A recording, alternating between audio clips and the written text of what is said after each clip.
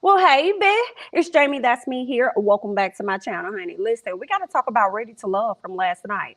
So let's get into it.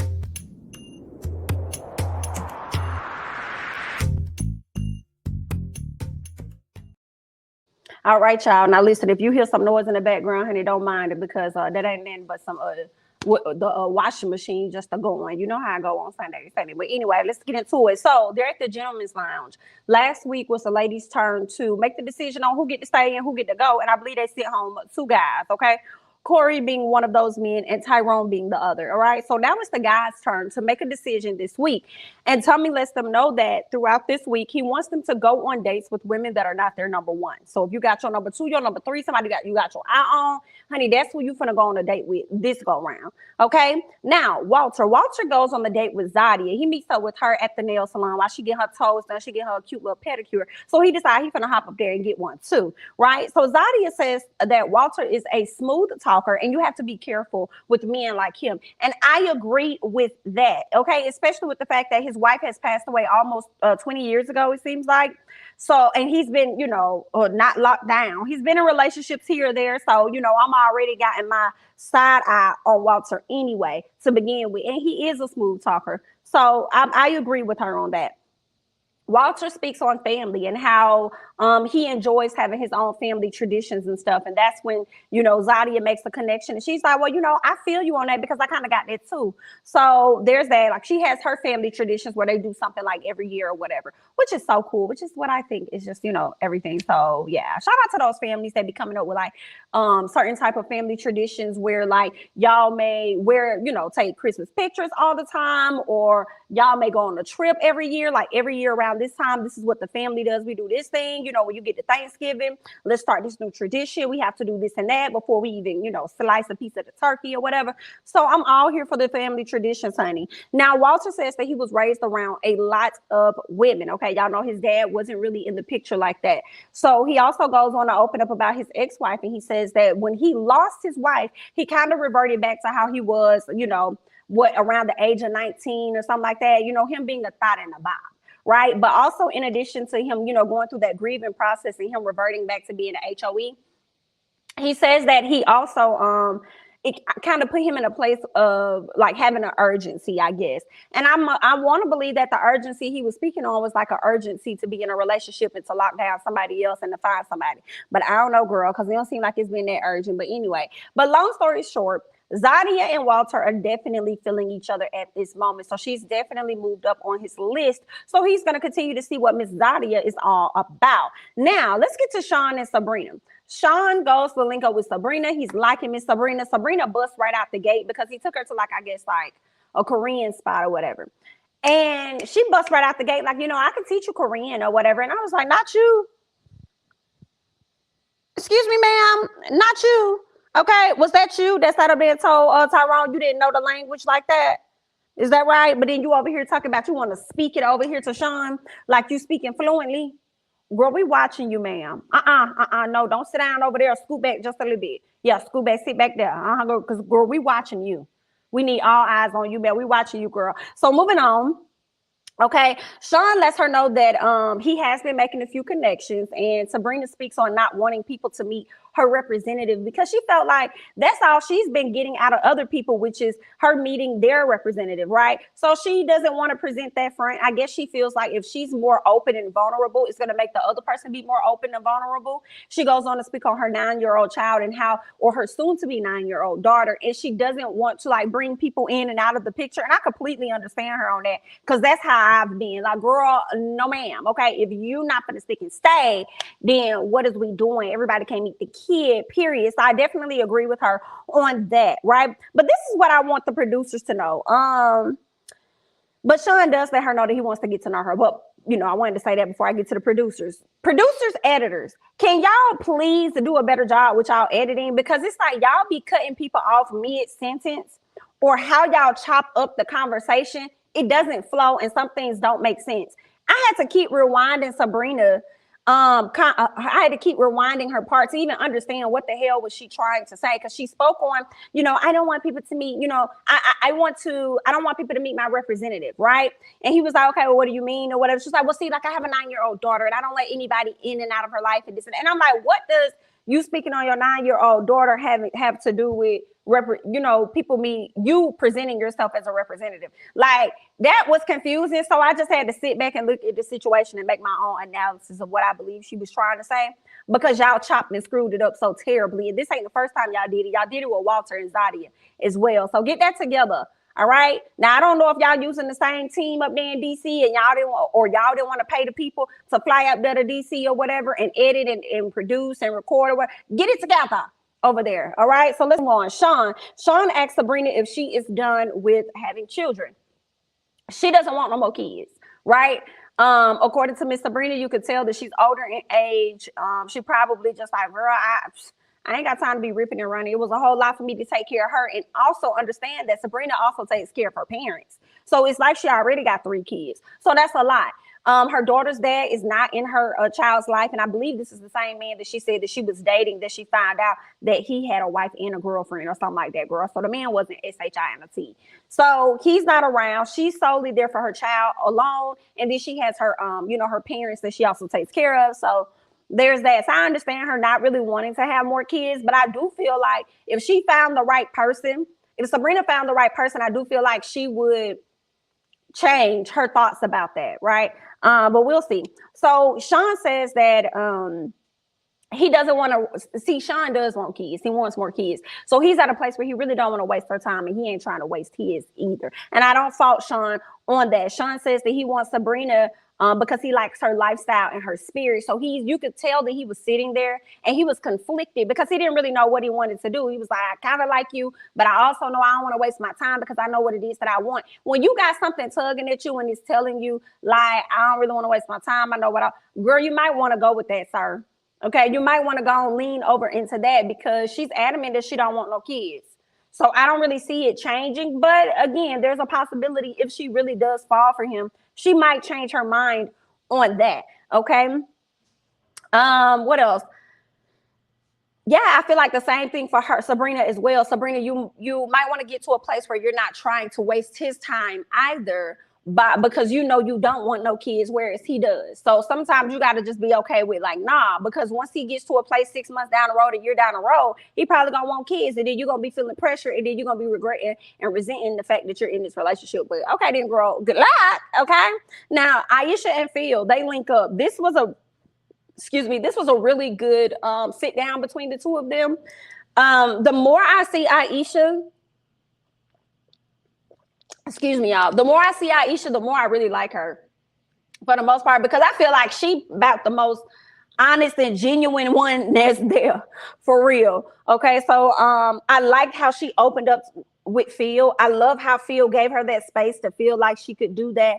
I feel like Phil and her may actually be a good match. Like, when she got in that car accident, Phil was the one that showed up. He pulled up on her to take care of her, make sure she was good as far as the car accident is concerned. And that's what you will want, right, in a mate. So I hope that she doesn't get to a place where she friend zones him because she likes the attraction that she has for Frank and the aesthetic that he may give off, versus somebody that's just like, really, this is what you want when it comes down to values and characteristics in a man, is probably going to be Phil. And I love that he gave her that space to, like, open up to him. So let me tell y'all, for those of you that did not watch the show, Phil was, what was I going to say? So Aisha, he ordered her meal. It was some lobster or whatever, and she thought it was great. And she also spoke on how she loves to cook. He was like, what do you like to cook? She was like, lobster. And look at this right here. You done got me a lobster dish. So it seems like Phil is also a man that listens to her, because they've had deep conversations on the phone. So he also hears her and listens to her. So that's another great thing, right? Aisha says that she tells people that she doesn't want kids because he asked her about whether she wants more kids. Like, what is this that I'm hearing? You're saying you don't want more kids. Like, let's talk about it. And she's like, well, the reason I say that is to prevent people from digging deeper. under the surface about what it is. And this is when she opened up, and this is when I really felt bad for Aisha, especially when it's a lot of women that's going through that same, stuff that she's going through, right? So she talks about how she almost lost the 2 children that she does have, and at a later time she did lose another child, and she says that she doesn't carry children well, and she's afraid that could be an issue with the next guy, that she may not be able to carry his children how he, sees fit. But I love the fact that she was able to be vulnerable and open, and if she doesn't choose Phil, I pray that she continues to go forward with her truth and just being honest and open, because number one, that's going to be a way for you to weed out people that ain't really for you.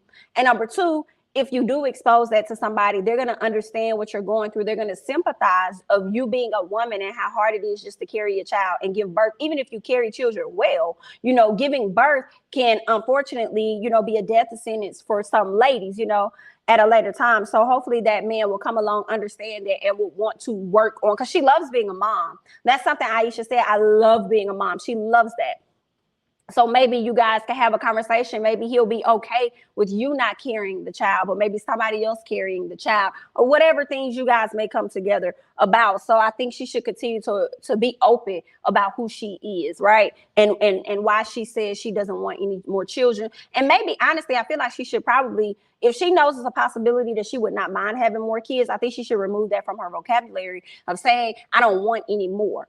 You know what I'm saying? I don't know what she could replace it with, but I think she needs to say no, because I would hate for her to get to a place. Let me not go down that. Well, I'm going to say it. I would hate for her to get to a place where it's like, okay, I'm really, really open to trying, and then you just can't get pregnant at all. So I just want her to remove that from her vocabulary or whatever, and, just be open about, what she's been through and stuff, and just go from there. All right. So what else happened? She got very emotional. She started crying a lot. This is when Phil comes over, and he just, squats down next to her, holds her, consoles her, calms her down and stuff, and just talking to her and stuff like that. Once she was over and done with the crying, they put each other hands in each other, they held each other hands. And this is what she tells him. She says that she doesn't want children because she masked the fact that she doesn't want to fail, basically. She doesn't want to fail at giving birth because, mind y'all, or carrying the child. I'm sorry, not giving birth, but just carrying the child, throughout the pregnancy. Because again, she loves being a mom, and I'm sure she would want that again. But she has a fear of that. She's afraid of failing her husband and her family. So I understand that completely. And Phil was very appreciative of her being open and vulnerable in that moment. So I thought that was great. I'm glad he gave her the space to feel comfortable to do that. So that's what's up. Let's get to Camille and Naeem. Y'all, we finna see Camille a few more times. Maybe she's gonna be on here a few more episodes. Y'all wanna know why? Because Camille is a clown, and the producers love clowns, okay? That's just that on that. So finally, what I am happy to see, Camille is not on a date with Cornelius. Praise him. Was y'all listening? Praise him, girl. We was tired, okay? Camille says that she thinks Naeem and her could be good friends right out the gate. Listen, I can't even fault Camille for this, for real, because Camille also is not about wasting somebody's time. She just has a very awkward way of going about it, right? But she ain't trying to waste this man's time for real. It's like, baby, we friends. Like, I already know who I want. She even said that out the gate. I've already made connections with the people I need to make, connections with. So it's not even a point of wasting time. And I can't remember if she said that with him or if she said it with the other guy at the end of the show. I can't. Did she sit down with Phil? I feel like she could have sat down with Phil at the end of the episode or whatever. Oh no, it was Dante. She sat down with Dante at the end of the episode. So I think she could have told him. I don't know. It was one or two. Anyway, Camille says that she thinks Naeem and her could be good friends. And Camille asked him, does he want kids? And he says, yeah, with the right woman. Like, with the right woman comes along. Basically, he indifferent. He ain't got to have them. He ain't going to trip if he don't. But if he gets the right person and the foundation is good, yeah, he'll consider at least having one with her. Okay. Now, Naeem says that, no. So then Camille opens up about her having a child. And he was like, okay, well, I understand you have a child, but I'm not trying to step into that position where I'm taking over to be that child's father. That's not the plan. Okay, that's not something that I want to do. But I also don't want to be labeled as, oh, Mr. Belial or, oh, Mr. Naeem. She said, oh, he gonna call you Mr. Nye. And I hollered because I said, you so rude, girl. Girl, you are so rude. You are so rude. But also, if Naeem, if you do step into that role with a woman that has a child and you don't want to be looked at as, Mr. Belial or Mr. Naeem or whatever, then you got to also make sure that you're open and willing to make a connection with that child as well. But Something about Naeem tells me that he would not be dating any woman that already has children. I don't know why. It's something about it. He seems like he's a very particular person, even though overall he's not a BSer. I'll give him that, but I don't think he'll be wanting to date somebody with children. But we'll see how that works out for him. Okay, good luck. Let's move on. Okay. She goes on to ask this man about his finances. Like, okay, let's talk about your finances. What's going on? What is it giving? It has to be over 100K, right? Is that what you make? And I'm like, girl, you be thinking 100K is really a lot. Girl, not the way they be getting taxed. Okay, and they got to pay for health care probably, girl. If they got married to you, they're going to be paying for your health care. Ain't no telling what his retirement looking like. He probably put more money into his retirement, girl. Girl, that 100K sound cute, but sometimes it ain't always a whole lot. All right, but I guess it's better than what other people got. So, okay, cool. Like, girl, it's a lot. Okay, cool, whatever. Right? But he feels away. He immediately gets on the defense, though. When she started asking about his finances, he's just like, I know that bit about boo. And over here asking me about my finances. Girl, I'm not going to answer that question. What else is going on? What else is going on? He should have asked her about her finances. Considering the fact that she's a teacher, I don't know how much she makes, but he should have asked her, what are your finances looking like, dear? You're the teacher. Like, how does that work? What is that? Because I've never heard of teachers making over 60,000. I don't think that's fair at all. They be with these people, kids all motherfucking day. What? Girl, they damn near babysitters and they teaching your kids. Girl, this ain't nothing but like a free daycare, to be honest with you, girl. And you think these teachers shouldn't be out here making over 100K? To teach to teach the future of America? Soon to be world leaders? Y'all wrong for that. And y'all stay trying to cut the education budget. Ooh, girl, but y'all put so much pride in people getting degrees and graduating high school. Ooh, honey. Anyway, that's a whole nother conversation, girl. Let's move on, honey. Move on. So she says, he asked her, he was like, so how do you let a man know that you're not interested? And I'm like, baby, she doing that right now. She's letting you know right now how she's not interested by the way she's interacting with you. But she tells him that she'll leave the man on red. That's what she'll do. Oh, I'll just leave him on red and eventually, our friends on him. So I don't know if Camille was trying to jeopardize the sit down date that she had with Naeem, but it definitely worked because he was truly not featuring her at all. So there's that. Okay, let's go ahead and move on to Dante and Sabrina and Frank and Newman, because they kind of went on a double date there, right? So let's get to Frank and Newman. Okay, so Frank and her, they get real. First of all, they real cozy when they first get to the place, right? And I was like, Frank, you make everybody feel just comfortable, huh? When they with you. I'm watching you, Frank. We watching you. Okay, so they over there eating, they over there chit-chatting and stuff. They decided to eat like Lady and the Tramp. I said, okay. We see y'all. I'm telling y'all, Frank like to get real cozy and free with the ladies, but he a part of that night like too. Okay, so he real friendly. All right. So then Frank says family is everything to him because they taught him so many things, right? Then he goes on, and Newman, she kind of agrees. He goes on to talk about sex, right? He asked her, like, you said that you weren't trying to have sex until marriage. What is that about? And she was like, yeah, I'm not trying to lead with that. I've led with that in the past. Look where it's got me. On the show, trying to still find some love, honey. I can't be out here continuing to give the goods away for free, baby. You're going to have to get to know me. You're going to have to get to understand my personality, learn me, wanting to be around me outside of the sex, baby. What else is going on? And I don't fault her for wanting to keep her cookies in a box and lock the hell up. They hers, they belong to her. She can do what she want to do with them, okay? Now, Frank lets her know that this is interesting for him to have this conversation with her because he is a hypersexual person, which is why he asked. I appreciate him being open and honest about that too. She did as well. A lot of men don't tell you that. They don't. But I'm glad that he said that he's a hypersexual person, because I wonder how would that work if, like, let's say that she decides she is going to engage in sex. My question is, if she engages in sex, what if she's not a hypersexual person either? But because you are you likely to go out and probably cheat on her if she's not a hypersexual person such as you? So I definitely wonder that question. I feel like they could have dived a bit more deeper, and maybe they did, but editing, you know how they do, not a good job. They probably took all of that out. But anyway, Frank did go on to say that the conversations they're having is so good that it makes him think that he may be able to go further with Newman with just a connection without even having sex involved. So we'll see how that's going to play out. I feel like Frank over there lying. Okay, I don't believe it 100% with your friendly, but we'll just have to see how that plays out, honey. Okay, let's get to Dante and Sabrina. Sabrina lets Dante know about her daughter, right?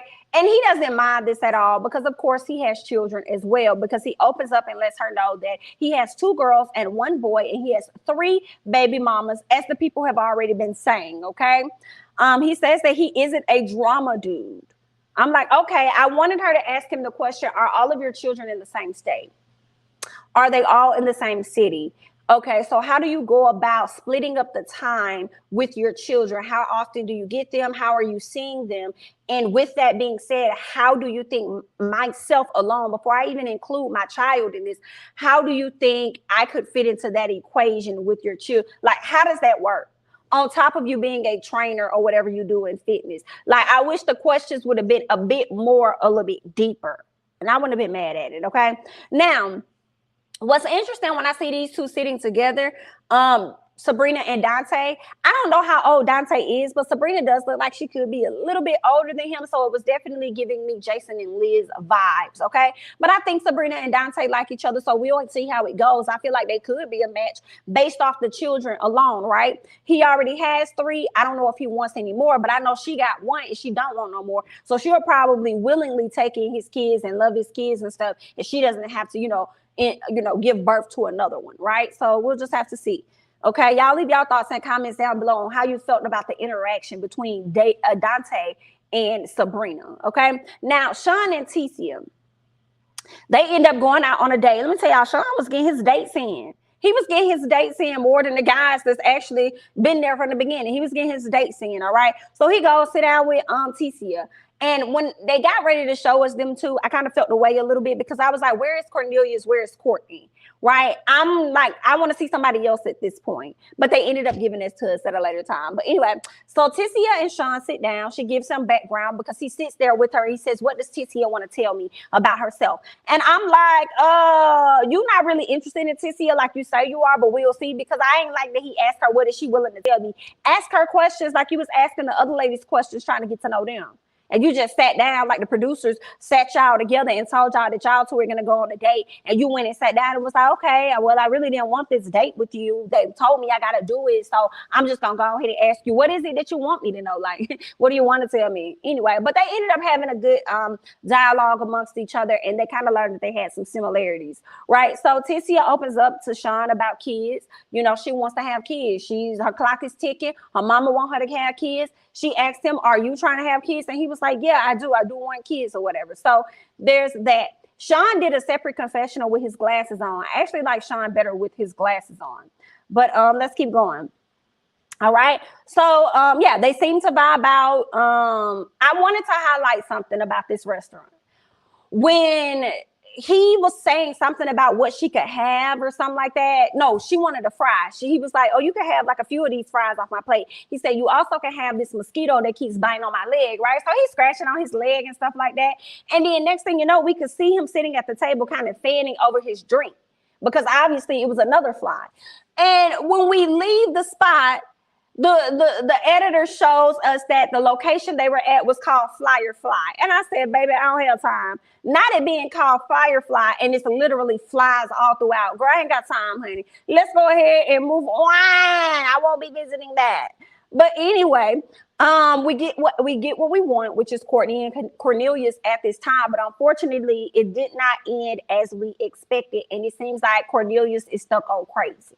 Period. So Cornelius and Courtney sit down. Courtney lets him know that she enjoys dating older men because he's 39. She's like 30. He wanted to know the dynamics. What are her thoughts about that? She's okay with it. She likes it. He is a little apprehensive about it because he sees the young party girl in her, which is very interesting to me because her ex-boyfriend or her baby daddy tells her that she's not the person she used to be as far as that person that would always hang out and move like this and move. So that's just real interesting that somebody your age don't see you being how you used to be, but then now you're dating, you want to date up, but then the older man is looking at you like you're just a little bit too young because you still have young ways. Very interesting. Somebody dissect that for me because I can't. All right. So then Cornelius says that Courtney needs to have sex before marriage. That's a red flag for him. right? And I feel like, Courtney, it's okay, girl, for you to want sex prior to marriage. I understand that. But sometimes you got to ease up on that. You definitely led with the sexual energy and chemistry, and this is what I'm about, and that's what I want to do, and da-da-da-da-da. And it seemed like it came off more about that than it came off of you really trying to get to know him. Right. Let me know more about you. Let me know about this. Let me know how you interact in these situations. When's the last time you had a relationship? Blah, blah, blah. Like, get to know him on a deeper surface. But when they showed you, Courtney, it really only showed you primarily, you seem like you're hypersexual, kind of like Frank. So maybe you two should try and connect with each other. There's that. Okay. So, yeah. So she also opens up to let him know that she's a boss.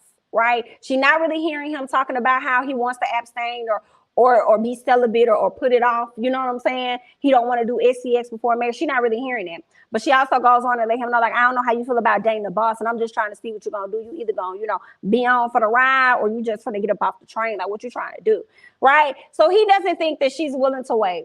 So because of that, he isn't too sure about her anymore. He's just like, yeah, some things that she's doing is turning him off. So it's okay for you to not want her because you feel like she's pushing up too much on you with the sex thing.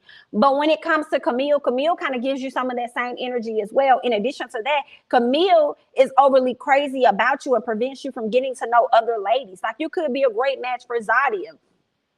You could be a great match for Tisia. You could be a great match for some of the other ladies. And was it interesting? We didn't even see Shiloh go on a date this episode. And I also feel a way, although Tisia to me is not really a big woman, she's big breasted. So it's like, I don't like how all of the guys ain't really interested in her. Tommy, you need to do a better job with that. Don't be having these, and I know it's not Nephew Tommy's fault, as he told us in the interview that he doesn't make the decision. So producers, casting people, y'all need to do a better job. Y'all need to specifically make sure these men are interested in women that are not of the normal size.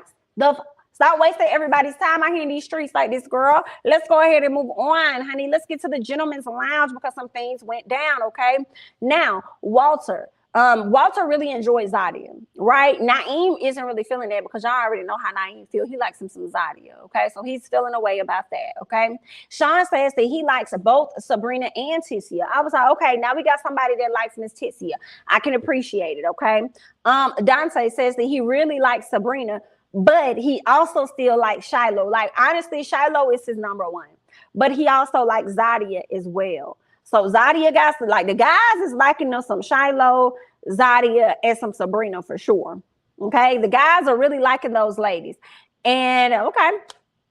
Cool. So Cornelius, when it gets down to who they're not feeling, because I didn't really hear who Cornelius was feeling, but we learned that as he talked about how he wasn't feeling Courtney, he's still more interested in Camille. So much so that he started to feel away. When people started saying, I don't know about Camille may have to go because I'm not featuring her, right? She's not opening up the space for me to want to get to know her. I kind of hope Tommy throws another curveball and add another woman to the show or something, like somebody else. But okay. So what else we got? Cornelius isn't feeling Courtney, as I said.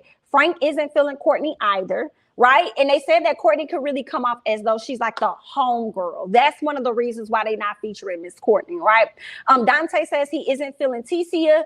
Dante, you just don't like big women. Right. And like I said, I don't feel like she's big. I just think she's big breasted or whatever. So Dante, that's what your issue is. And I would like to see your BMs. Like, anyway, I ain't gonna lie, y'all. Watching Dante, I want him to be the next one to go home, but I know he not. I don't get great vibes about Dante. I thought I was, but just this episode, and maybe it'll change next episode. But this episode, I was like, Dante, baby, you could go. You could go. We won't miss you. You could go. So Naeem and Sean, neither one of them are feeling Camille. I feel like somebody else said they wasn't feeling Camille. So when it comes down to it of who's going to be eliminated, it is those two ladies. It's Camille and it's Courtney. Now, Walter sits down with Courtney while Dante sits down with Camille. Camille, to me, is so rude. Right? It's okay to have your choice, have your pick, be interested in who you're interested in, but she is rude as period, right? I do not fault her for not wanting to waste people's time though, because she knows who she wants, right? I get that. But in this dating process, like, it's okay to get to know other people. because I mean Cornelius may switch up on you at any moment. But all right. So she's not really talking that much to Dante, which is number one. Dante asked her about the dating process. Camille says that she doesn't waste time. She doesn't want to waste anybody's time. She says that she already made her connections with those she wanted to connect with. So there's that. But at the end of the day, they decided to keep Camille. Okay, Camille ends up staying. And it makes sense why she stayed because, but it also doesn't make sense because I feel like it was more guys saying no, I'm not interested in Camille than it was more guys saying they weren't interested in Courtney. So for Courtney to leave and Camille to stay, I guess maybe I guess because maybe Courtney really didn't have nobody that was interested in her, whereas Camille had at least one person. So maybe that's why she stayed. But I guess, honey, when it came down to Courtney talked about how she had her wall up a little bit. Walter lets her know that the guys think that she gives more of a homie vibe. They talk about how they went on the double date with Walter, Courtney, Camille, and Cornelius. And Courtney and Camille were all into Cornelius, and Walter was wondering like why was he there. Right. So at the end of the day, what ended up happening was that Courtney was eliminated. She went home. Right. She cried. She got up. She hugged him. She was really sad about it. And she went on about her business. And I slick was like, Courtney, girl, don't be sad. Because it ain't like all these men up here are catch anyway. That's number one. And number two, you'll find your person. You just got to learn how to navigate through that process of getting to know them and not being so forward with the whole sexual antics, right? You can get the information that you want to get up out of there without doing, the extraness, rubbing and touchy and feeling and all that other stuff, okay? And if you are continuing to do that, that may be the reason why you haven't found your mate yet. But either way, honey, good luck. And that's all I got for Ready to Love. Y'all leave y'all thoughts and comments down below. I'm Jamie, that's me. Don't forget to like, comment, subscribe, share my videos, follow me on Instagram and Twitter, and I'll catch you guys in the next one. Bye-bye.